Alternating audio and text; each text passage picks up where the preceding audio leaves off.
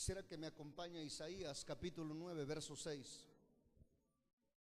Isaías capítulo 9, el versículo 6. He estado estudiando una palabra que hemos estado iniciando una serie este mes acerca de la familia. Pero llegando aquí, el Espíritu Santo empezó a ministrar mi corazón, mi vida, y puso una palabra nueva en mi espíritu. Una palabra que tuve que aprender y que me tuvo que ser revelada a mi espíritu. Escucha, muchas veces el conocimiento intelectual es importante, pero a veces no es suficiente. Tú puedes tener un entendimiento intelectual de la palabra de Dios, pero no es suficiente para que transforme tu vida. Necesitamos ir más allá del entendimiento, del conocimiento intelectual, y permitir que ese conocimiento intelectual sea revelado a nuestro espíritu, a nuestro corazón. Si ese conocimiento intelectual de la palabra de Dios no es revelado a nuestro espíritu, no habrá una transformación. ¿Por qué no habrá una transformación? Porque no somos confrontados, porque no somos redarguidos, porque no somos ministrados en nuestro interior. Y si no hay una revelación, no tenemos el impulso para cambiar y tomar la decisión de cambiar nuestras acciones y nuestras conductas. Yo quiero compartirte una palabra que en lo particular yo tenía un cierto conocimiento intelectual como cristiano, pero que me tuvo que ser revelada a mi espíritu, para ver en mí un cambio. Y yo sé que lo que vamos a hablar ahorita son cosas que quizás ya están en tu entendimiento, en tu conocimiento intelectual. Lo que yo voy a hablar y compartirte en esta hora no es algo que no hayamos escuchado, no es algo que no hayamos oído o que no quizás hayamos leído en las escrituras. Quizás lo hemos leído, pero ha faltado la revelación del Espíritu Santo. Isaías 9, verso 6, una profecía acerca de nuestro Señor Jesucristo, la cual dice así: porque un niño nos es nacido, hijo nos es dado, y el principado sobre su hombro, se llamará sobre su nombre admirable, consejero, Dios fuerte, Padre eterno, príncipe de paz. Ahora escúcheme bien, diga conmigo paternidad. Diga conmigo paternidad. Lo que la sociedad necesita en estos tiempos es paternidad. Lo que ha descompuesto la sociedad es la ausencia y la falta de una verdadera paternidad. Eso es lo que está descomponiendo la sociedad. La forma que Satanás ha empleado para destruir a cada generación se debe a que la paternidad, escúchenme bien, es afectada o ha sido afectada. Cada generación es afectada y es destruida por Satanás porque la paternidad, vuelvo a repetir, es distorsionada, es afectada. De hecho, lo primero que Satanás afectó desde un principio fue la paternidad que Dios puso e infundió en Adán. ¿Cómo es de que Satanás destruyó desde un principio al género humano? Te lo voy a decir de una manera muy sencilla: destruyendo la paternidad que Dios había puesto dentro de Adán. ¿Por qué te digo esto? Porque es difícil y es problemático comprobar la veracidad de Dios como Padre cuando no hemos recibido una imagen clara de la paternidad a través de nuestros padres biológicos. Es difícil concebir a Dios como Padre, o tenemos una imagen distorsionada de Dios como Padre, Sencillamente porque aquellos que no hemos tenido un padre, un ejemplo de padre, un modelo de padre, un padre ejemplar, es bien difícil ver a Dios como padre. Es más, a veces algunos he encontrado hombres que se les hace difícil incluso expresar sus emociones, se les hace difícil expresar sus sentimientos, llorar, aplaudir, abrazar, tocar con afecto, besar a sus hijos. Y eso no es otra cosa, nada más y nada menos que es debido a la falta de una verdadera identidad paternal, de paternidad. ¿Por qué tienen ese problema? Porque desde cuando eran niños, papá no tenía una identidad de paternidad auténtica. Por muchas razones. Primero, porque él nunca tuvo también una paternidad. Segundo, porque él siguió el mismo ejemplo que su padre. Tercero, porque hay una profesión por la cual uno no se prepara, pero es la que uno inicia, y es la de ser padre. Y viene el momento en que se casa, tiene sus hijos y sigue el mismo ciclo, sigue el mismo modelo, sigue el mismo patrón de conducta. Pero lo cierto del caso es que la paternidad está afectada, y eso está trayendo problemas entre padres e hijos, entre matrimonios, en la misma sociedad, en el mismo gobierno, en las empresas, en los trabajos. Estamos viviendo, escúcheme bien, en una sociedad que se está destruyendo, se está cayendo a pedazos, y el único problema aquí es de que hace falta verdadera paternidad. La solución no es otra cosa sino verdadera paternidad. La necesidad más grande de la raza humana, escúchame bien, te voy a decir cuál es. Después de la salvación, es la falta de un verdadero padre.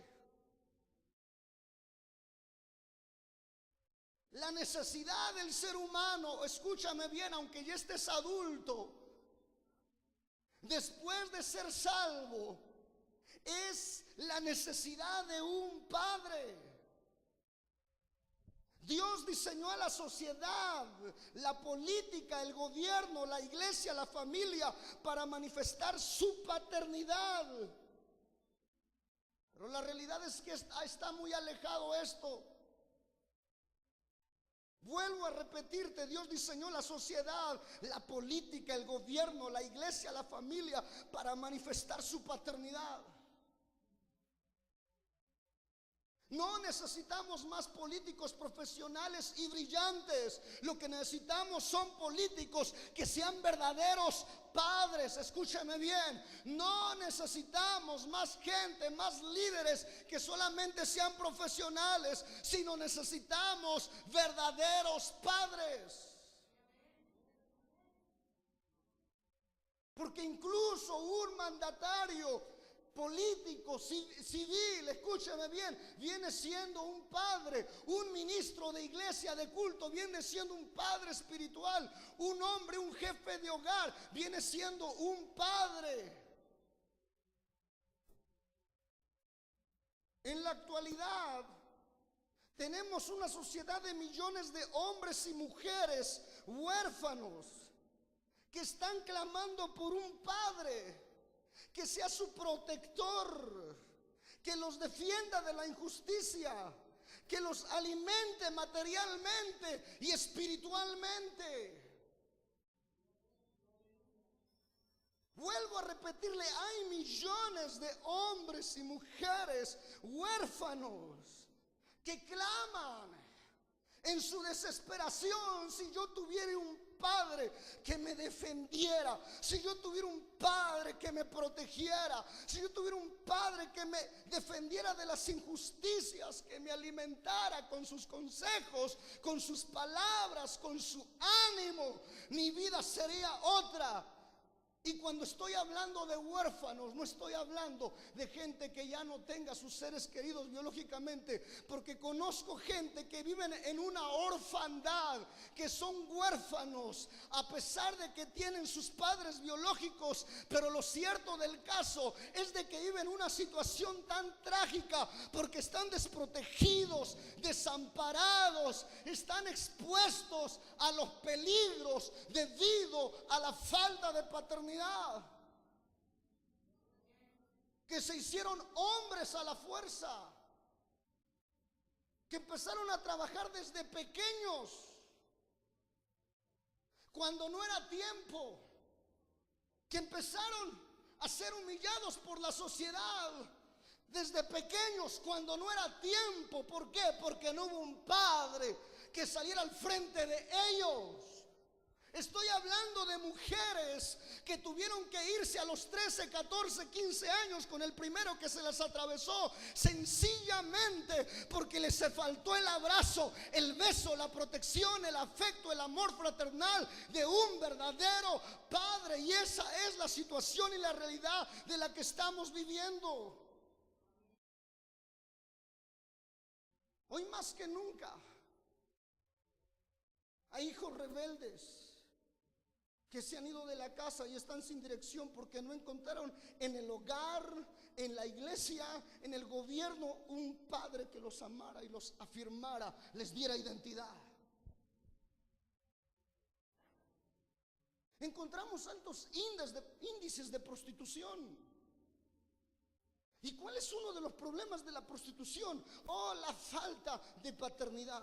Encontramos un alto índice de madres solteras. Encontramos un alto índice incluso de la homosexualidad. ¿Sabe cuál es uno de los problemas de la homosexualidad? Es de que no hay verdadera, es la ausencia de la identidad de paternidad.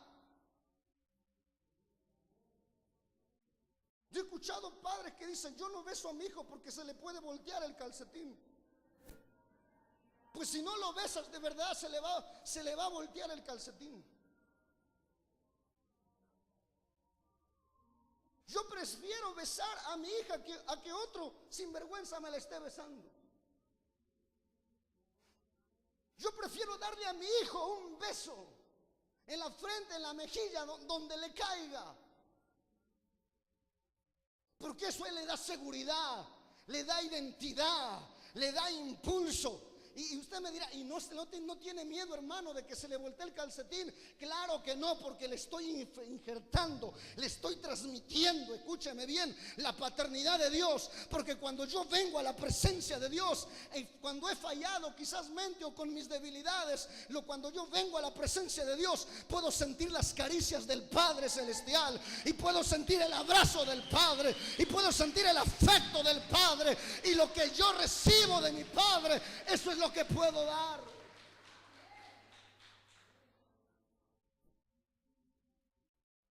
Aleluya. Estamos en una sociedad carente de la paternidad de Dios, y por lo tanto necesitamos reintegrar los valores de la paternidad a nuestra sociedad. Diga conmigo: necesitamos. Diga: recuperar, injertar. Diga: los valores de la paternidad. Esto no va a cambiar con más policías. Esto no va a cambiar con más psicoterapias. Esto no va a cambiar con tantos programas que tenga el DIF. Esto no va a cambiar con nada. ¿Sabe cuándo va a cambiar? Cuando empecemos a retomar los verdaderos valores de la auténtica paternidad. No va a cambiar.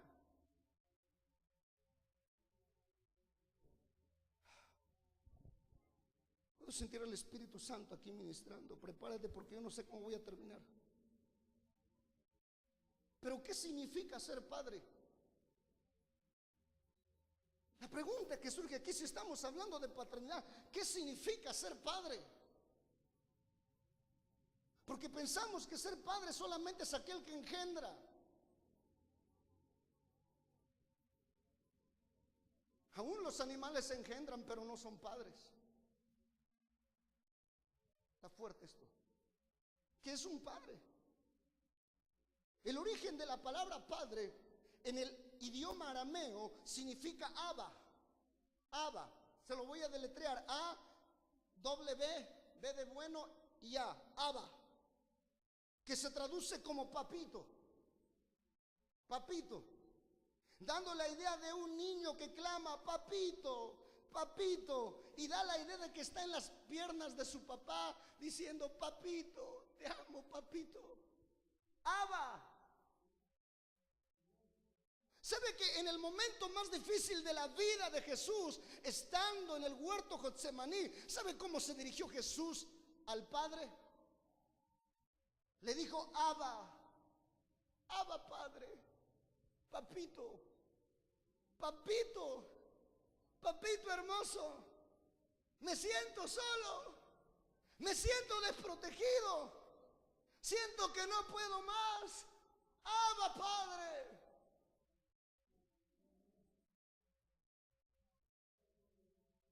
Jesús tenía una buena relación con su Padre. Jesús tenía una relación profunda con su Padre. Y era una confianza tan íntima que se atrevió a decirle: papito. Esa es la confianza que tú debes de tener, aunque seas adulto, aunque ya seas abuelo o bisabuelo. Esa es la confianza que tú debes de tener, de acercarte al Padre Celestial, no como un Dios lejano, sino decirle: papito, en el momento más difícil, aunque ya pinte canas, pero al lado del Señor soy un bebé y puedo decirle: Abba, Padre, ayúdame, ampárame, guíame, enséñame.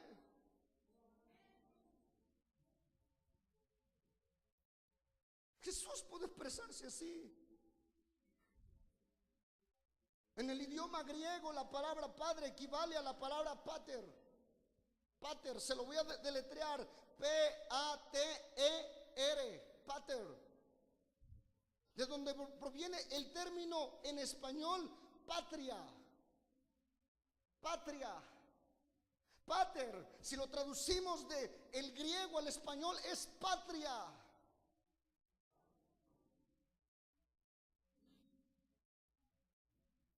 Pero también la palabra pater denota lo que es el respeto de autoridad a la cabeza de una familia. ¿Qué es entonces ser padre? Es ser la autoridad, la cabeza de una familia, la cual merece respeto. Tristemente tengo que decirle que hoy en día muchos no respetan nuestra patria. Tristemente tengo que decirle que muchos hoy en día no respetan la imagen paterna. Tristemente tengo que decirle, como se lo he dicho varias veces, que tenemos el monumento a la madre, pero no el monumento al padre. Y eso a mí me preocupa y me duele. Eso a mí me preocupa y me duele, porque yo estoy en una nación a la cual amo con todo mi corazón, y yo deseo lo mejor para mi nación, y deseo que la paternidad de Dios sea extendida en este bello país para la gloria del Padre, y que la sociedad sea cambiada, sea transformada.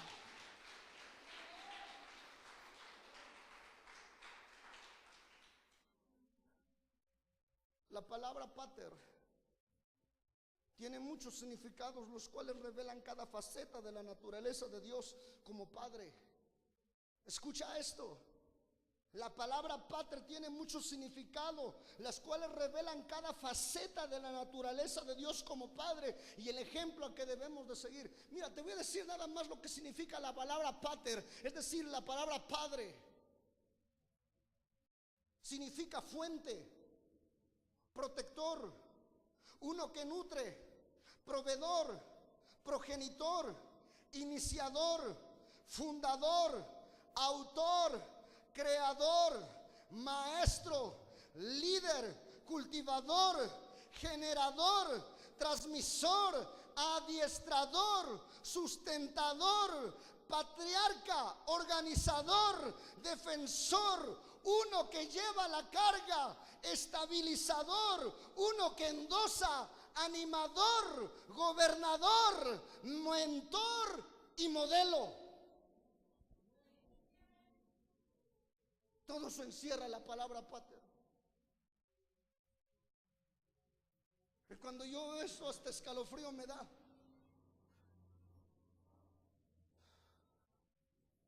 Esto significa, y esto significa la palabra pater.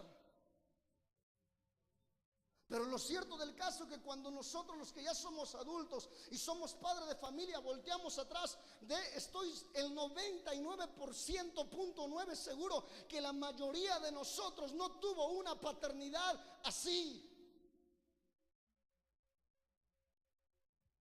Estoy seguro que muchos de ustedes no vivieron un ejemplo o una vida con un padre así, que encerrara esto, que siguiera este modelo.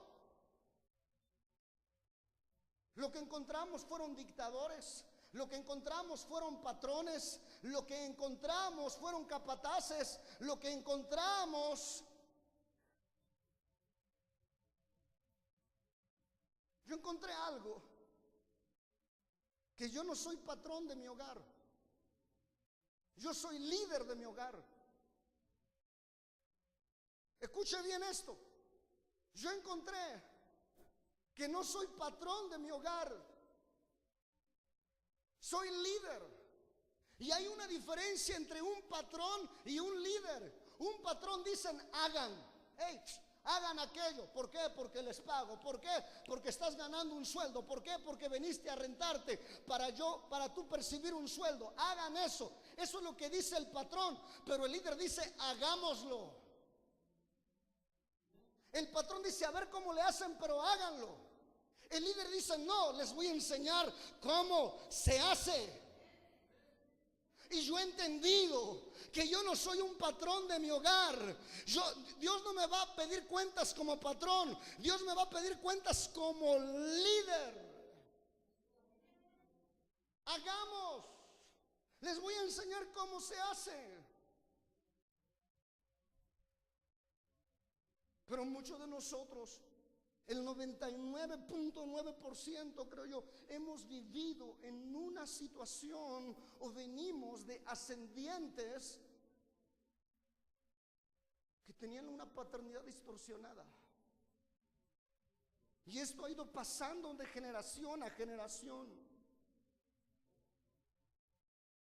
Cada uno de los significados que hemos hablado denotan las cualidades, las funciones que existen de Dios como Padre y su creación, y como Padre de sus hijos, que somos nosotros.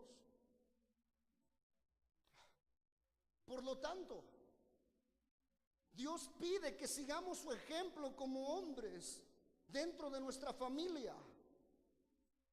Me gusta lo que dijo un autor. Él dijo lo siguiente: ser padre es la única profesión en la que primero se otorga el título y luego se cursa la carrera. ¿Cuándo tú has visto que primero se otorga el título y después se cursa la carrera? Ayer nos graduamos, yo me gradué de la maestría, me tuvo que costar 6 años de estudio. Pero no primero recibí el título. Ese título me costó años de estudio y me costó una buena feria.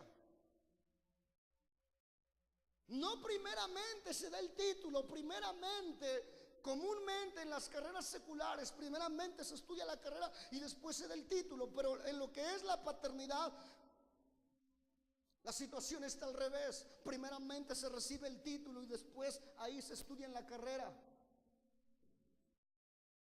Y con el primero que empezamos a aprender es con el mayor. Empezamos a aprender a cambiar pañales. Empezamos a aprender a restringir, no comprarse sabritas o chetos para comprar leche. Empezamos a aprender a administrar el dinero. Empezamos a aprender a educarlo. Empezamos a aprender a enseñarlo, a corregirlo. Pero lo cierto del caso es que ya tenemos el título, pero todavía no hemos estudiado la carrera. Y en medio de todo eso hicimos un trabajo quizás no excelente, pero sí bien intencionado. Pero lo cierto del caso es de que no lo hicimos quizás de una manera a veces correcta, pero la verdad es de que en nuestro corazón no es malo, sino que queremos lo mejor para nuestros hijos, aun cuando somos inexpertos y somos seres humanos con errores y con deficiencias. ¿Por qué no levantas tu mano derecha? Levanta tu mano derecha. Di conmigo: Señor, dile, derrama sobre mi vida tu paternidad. Dile, dame identidad. Dime, santifícame, protégeme, sáname, hazme diferente, Señor.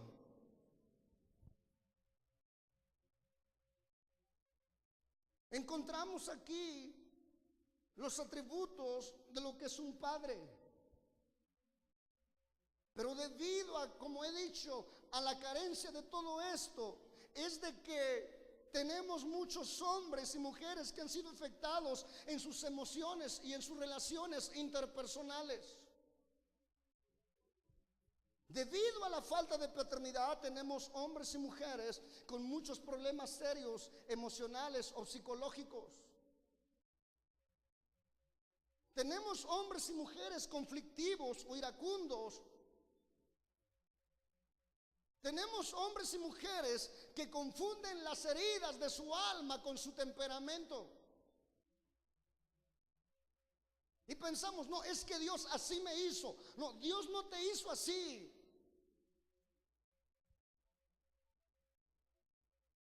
Porque el caballo no era arisco, pero los palos y los trancazos lo hicieron así. Y confundimos lo que es el temperamento con una condición del corazón, de la cual ha sido dañada por la falta de paternidad. Necesitamos un cambio. Jesús, Dios mismo, viendo esta situación, fue entonces, al ver que la raza humana fue afectada en la paternidad y como consecuencia la sociedad fue destruida, fue corrompida debido a la falta de una auténtica paternidad. Por eso es de que el Padre Celestial envía a Jesús para manifestar a Dios como Padre. Por eso dice el versículo que hemos leído: porque un niño nos es nacido, hijo nos es dado, y el principado sobre su hombro, y se llamará su nombre admirable, consejero, Dios fuerte, Padre eterno, príncipe de paz.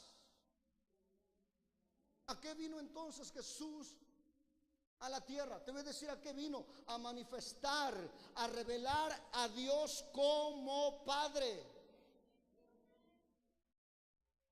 Cuando Isaías profetizó esto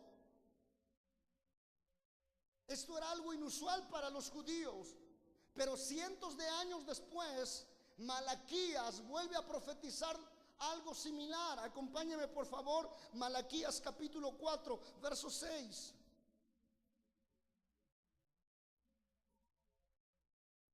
Malaquías 4, verso 6. Está aquí hablando del advenimiento del Espíritu Santo. Y está diciendo cuál es el propósito. Malaquías 4:6, mira lo que dice la Escritura. Él hará volver el corazón de los padres ¿hacia quién? ¿Hacia quién? Hacia los hijos. Y el corazón de los hijos ¿hacia quién? Hacia los padres. No sea que yo venga, dice el Señor, y hiera la tierra con maldición. ¿Sabe por qué hay maldición en la tierra? Porque hay una ruptura en la relación de padres e hijos y de hijos a padres, debido a la falta de paternidad. Pero el Señor dice: voy a enviar al Espíritu Santo, voy a enviar a Jesús. ¿Para qué? Para que me muestre como Padre, para que revele a Dios como Padre. Voy a enviar al Espíritu Santo para que sane toda herida que hay en el corazón de muchos hijos. Los sane para que sean sanados y haya una reconstrucción en la comunicación, en la relación de padres a hijos. Y en vez de derramar maldición, voy a derramar bendición hasta que sobreabunde, hasta sanar la tierra, hasta sanar la sociedad y que la situación cambie.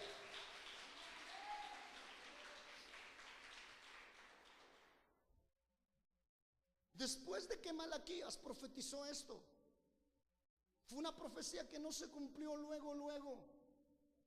Fue una profecía que estuvo latente aproximadamente 450 años. O sea, Malaquías profetizó y hubo un espacio de tiempo que se le conoce como tiempo de silencio. De Malaquías a Mateo, escucha bien, hay un silencio que se le conoce de 450 años aproximadamente, en el cual no hubo profecía y no hubo cumplimiento de esa profecía. Pero cuando encontramos que inicia el Nuevo Testamento, esta profecía sale a relucir una vez más. Acompáñenme por favor a Lucas capítulo 1, verso 17.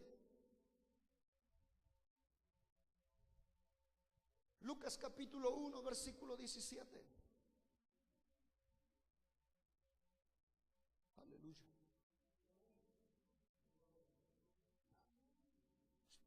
Se abre el Nuevo Testamento y Dios recuerda esta profecía a tal punto que queda plasmada ahí. Lucas, el médico amado, se encargó de escribir esa palabra ahí y dejárnosla. Dice: e irá delante de él en el espíritu y en el poder de Elías, para hacer volver los corazones de los padres a los hijos y de los rebeldes a la prudencia de los justos, para preparar al Señor un pueblo bien dispuesto. ¿Qué es lo que nos está diciendo aquí? Que el Padre Celestial, escúchame bien, está interesado en que la paternidad dentro de la sociedad, dentro de la iglesia, sea restaurada. En que la paternidad, escúchame bien, los valores de la paternidad los abracemos una vez más. ¿Por qué? Porque desde esta forma la sociedad va a ser transformada. ¿Por qué? Porque desde esta forma vamos a conocer más profundo a Dios. ¿Por qué? Porque desde esta forma las cosas van a cambiar, las cosas van a ser transformadas.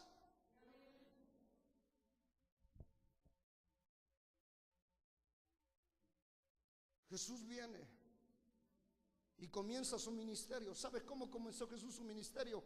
Manifestando la naturaleza del Padre en toda su plenitud. Quisiera que me acompañe, repito, Juan capítulo 1, verso 18. Juan capítulo 1, versículo 18. Ya lo tiene. Ya lo tiene. Mira lo que dice aquí: a Dios nadie le dio jamás. ¿Quién vio a Dios? ¿Quién vio a Dios? Nadie. Dice: a Dios nadie le dio jamás. El unigénito Hijo, o sea Jesús, que está en el seno del Padre, Él le ha dado a... ¿Quién dio a conocer al Padre? Jesús. ¿A qué vino Jesús? A dar a conocer ¿qué? El Padre. ¿Por qué? Porque había falta de paternidad. ¿A qué vino Jesús? A eso. Te lo voy a decir por qué. Porque en el tiempo de Jesús, al igual que hoy en día, había millones de huérfanos, solos, sin identidad, sin dirección, sin propósito en la vida. Yo he encontrado muchos hombres, muchas mujeres, muchos jóvenes de todas las edades que han vivido huérfanos prácticamente todo el resto de su vida, o el 70 o el 80% de su vida, o si no es que el 100% de su vida.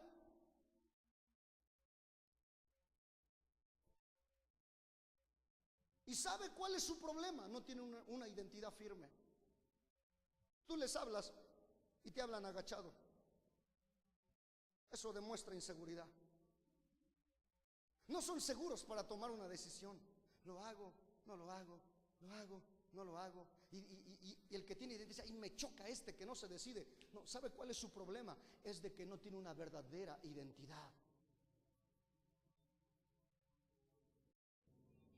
Me he encontrado con hombres y mujeres que no saben a dónde van o cuál es su propósito en la vida.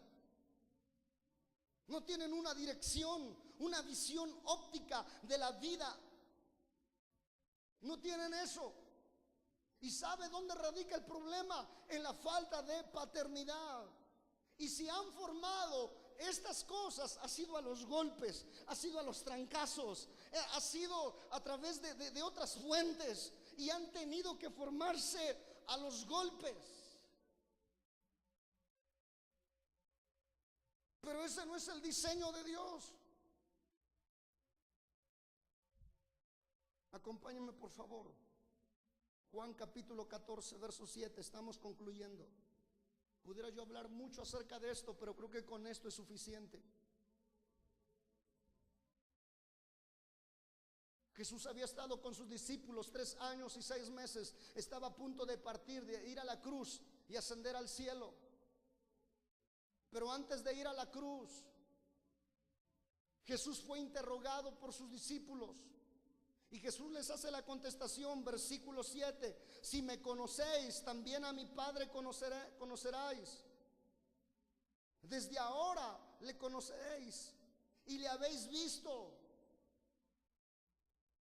Jesús le dice a sus discípulos: yo vine a dar a conocer al Padre. ¿Has visto mis acciones? Así es el Padre. ¿Has visto yo cómo soy? Así es el Padre. ¿Has visto cómo yo soy de social? Así es el Padre. ¿Has visto cómo yo demuestro afecto? Así es el Padre. Porque escúchame bien, Jesús no era un hombre mustio, un hombre aislado. Jesús no andaba en un nicho ahí de cristal y que nadie lo tocara. Jesús se acercaba a los niños. Y escúchame bien, para que los niños se acerquen a alguien, esa persona debe de ser demasiado carismático, demasiado amoroso, demasiado abierto, demasiado afectuoso. Porque los niños no se acercan a alguien que los mira mal. Los niños buscan aquello, los niños sienten. Por eso dice un refrán que los borrachos y los niños dicen siempre la verdad. Los niños son sinceros y hay una sabiduría profunda en ellos. Mira, sabes, nosotros los adultos, alguien te hace mal y le buscamos también. Ah, me hiciste mal. Me amolaste, te amuelo. Me la hiciste, te la hago. Para que sienta. Pero el niño tiene sabiduría. Eso yo le llamo sabiduría infantil. ¿Sabe cuál es la sabiduría infantil de un niño? Que tú le haces mal a un niño y ¿sabe lo que hace el niño? Simplemente se aleja. Y se aleja por un momento, llora y después otra vez te vuelve a sonreír. ¿Qué tal? ¿Cómo estás? Así es un niño. Ah, pero nosotros los adultos le buscamos todavía. Ah, me dijiste y tú me dijiste. Y acuérdate que hace un año yo quería un peluche y no me lo compraste. Eso fue en la feria de Banderilla hace 20 años y todavía andas recalcando. Ve y cómprate el peluche que quieras, ya deja ese recuerdo. Versículo 8. Mira lo que dice. Felipe todavía no le había quedado bien claro el asunto. Felipe le dijo: Señor, muéstranos al Padre y nos basta. ¿Sabe qué está denotando aquí Felipe? Que Felipe tenía carencia de paternidad. Y Felipe tenía un problema de identidad. Y Felipe tenía problemas en su interior, en sus emociones, en su ser como hombre. Y dice: mira, basta, Señor, muéstrame al Padre y me basta. Pero Jesús le responde, el versículo 9, Jesús le dijo: tanto tiempo hace que estoy con vosotros y no me has conocido, Felipe. El que me ha visto a mí ha visto al Padre. ¿Cómo pues dices tú, muéstranos al Padre? En otras palabras, yo vine a revelarte al Padre. Yo vine a revelarte al Padre. Amada iglesia, familia que me escuchas, familia en Cristo, en lo que yo te quiero decir hoy en día, si tú estás carente de paternidad, si tú no has vivido una verdadera paternidad, aquí está Jesús y Él viene a mostrarte al Padre para que tú seas sanado, para que tú seas cambiado.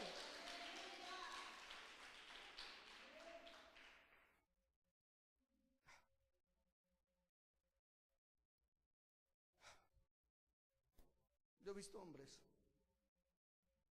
ojalá, no es una indirecta, pero eso es mucha experiencia que he visto.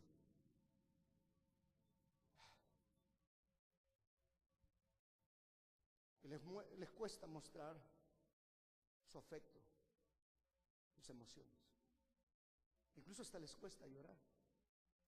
¿Y sabe por qué les cuesta llorar? Porque cuando eran niños decían: no chille, no eres niña, aguántese como los hombres. Pero yo encuentro que Jesús lloraba. ¿Que no era hombre? Pues claro que sí. Somos hombres. Lo que no somos, somos de metal. Yo no le puedo decir al atril que llore. No tiene. ¿De dónde? Pero tú y yo somos seres humanos con sentimientos, emociones, voluntad, con decisiones. Tenemos sentimientos. Si no nacimos de una mata de plátano, si no nos dimos como las habas o como las papas. Y aún las plantas se ponen más hermosas cuando les dices cosas bonitas. Yo he visto hermanas que hablan como de otro planeta con sus plantas. Ay, qué bonita está mi gladiola, qué hermosa mi rosita. ¿Y con quién habla? Digo, ay, eso, ay.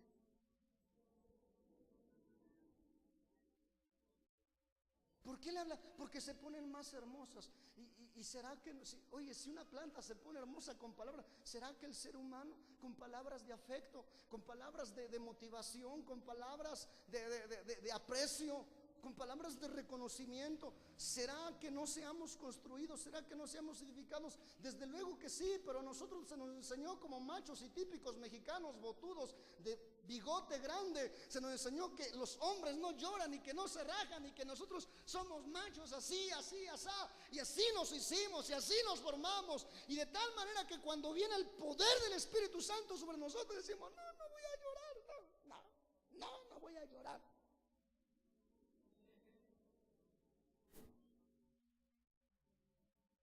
En vez de que desgastes, saques lo que hay dentro de tu corazón, saques lo que hay dentro de ti, lo muestres.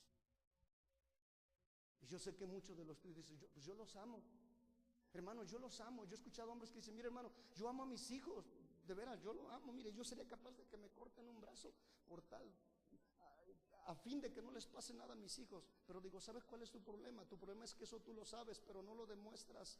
No hay un afecto, no hay un abrazo, no hay un beso, no hay una palmada en el hombro. La única palmada que recibe de tu hijo es en la cabeza, y no puede decir: es un cabezón, mente de teflón. Pero no recibes eso, no reciben otra cosa. Pero pastor, yo amo a mis hijos. Digo, yo sé, no me cabe la menor duda, porque veo cómo te fletas trabajando como esclavo y me doy cuenta lo responsable que eres, y no me cabe la menor duda. Ese no es el punto. El punto aquí es de que tu paternidad está afectada, y yo te entiendo porque yo también fui afectado en mi paternidad. A mí me hizo falta un verdadero padre. Desde los 7 años me hice hombre, empecé a trabajar de ayudante de albañil, acarreando mandados, durmiendo en hogares que no eran mi casa. Yo sé lo que es ser rechazado. Yo sé lo que es hacerse hombre. A los 7, 6 años, a los 5 años me levantaban para ir a las siembras, abonar las plantas, el maíz. Yo sé lo que es eso. Y a mí me hizo falta un verdadero padre. Te estoy hablando de algo que no estoy inventando. Es algo que he vivido. Es algo que me ha sido revelado. Es algo que ha cambiado mi vida. Y te digo una cosa: hace falta que volvamos a los principios de la paternidad. Hace falta eso. Por eso cuando Jesús vino, manifestó el Padre aquí en la tierra, siendo para todos un protector, un sanador, un defensor, un libertador, un mismo Padre para sus discípulos. ¿Te acuerdas de esa mujer? Cuando la sorprendieron en el adulterio, vinieron los religiosos, traían una piedra en la mano. Decía: maestro, la ley dice a las tales hay que apedrearlas, pero ya traían la piedra en la mano. ¿Qué se sabe si esa mujer tenía falta de identidad de paternidad? Nadie lo sabe, la Biblia no lo describe, pero Jesús sale en su defensa como padre. Esta mujer no tenía un padre, no tenía quien la defendiera de la injusticia, ni siquiera tenía quien la defendiera de ese ingrato que se acostó con ella. Pero Jesús le dice: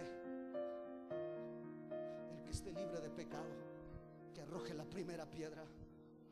Y Jesús le dice: ni yo te condeno. Ahí Jesús está mostrando la paternidad de Dios, porque aunque esta mujer no tenía padre, Jesús sale en su defensa y se revela, aleluya, como el Padre eterno, como el príncipe de paz. Los mismos discípulos a veces se metían en problemas, y los fariseos y los saduceos querían destruir a los discípulos, pero Jesús siempre salía en su defensa. ¿Te acordarás de todos los sucesos que tú leas en la Biblia cuando Jesús hizo un milagro? Escucha bien, de todos los sucesos cuando Jesús hizo un milagro, lo hizo con el fin de dar a conocer a Dios como Padre. Lo que manifestó fue la paternidad.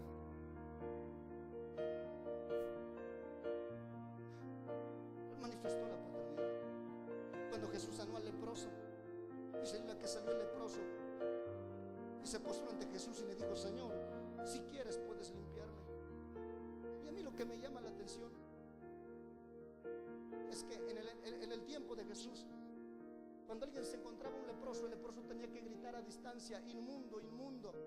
Porque si tenía contacto con la sociedad, la sociedad tenía el derecho de matarlo a pedradas. Pero Jesús no hizo eso. Jesús, dice la Biblia, que se le acercó, lo abrazó y lo tocó, aun cuando estaba prohibido eso. ¿Quién sabía si ese muchacho o ese hombre nunca había tenido el abrazo de un padre? ¿Quién sabía si ese muchacho vivía aislado, lejos de su esposa, de sus hijos? Pero Jesús aparece revelando la manifestación gloriosa del abrazo del Padre Celestial. Yo quiero que te pongas de pie, por favor.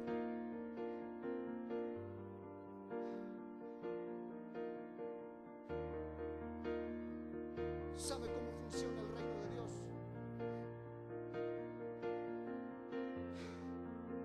Entendiendo la paternidad. Muchos hombres, mujeres, jóvenes, señoritas, necesitan urgentemente la revelación de la paternidad de Dios, porque la paternidad de Dios es el fundamento sobre el cual Dios ha escogido edificar la sociedad, la nación, a fin de que resolvamos todo el caos en el cual está hundida nuestra amada patria. ¿Qué es lo que tú necesitas entender en cuanto a la revelación de la paternidad de Dios? Número uno, entender que Dios es tu Padre. tu espíritu. Número 2, entender que Él como Padre te ama profundamente y que no es como nuestro Padre biológico. Y número 3, entender que tú eres su hijo, no su sobrino, no su entenado, no su nieto, su hijo. Y cuando tú entiendes esto en tu espíritu, tu vida empieza a ser cambiada, empieza a ser transformada.